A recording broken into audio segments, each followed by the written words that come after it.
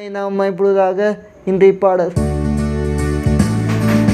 தினம் அதிகாலையில்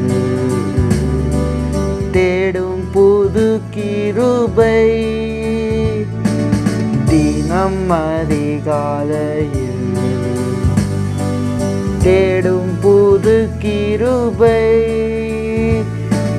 மனம் தளர்ந்த நேரத்திலும் பலவீன சரீரத்திலும் மனம் தளர்ந்த நேரத்திலும் பலவீன சரீரத்திலும் போதுமே கிருபை தாருமே.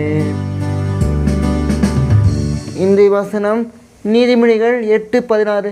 என்னை சிநேகிக்கிறவர்களை நான் சிநேகிக்கிறேன், அதிகாலையில் என்னை தேடுகிறவர்கள் என்னை கண்டடைவார்கள்.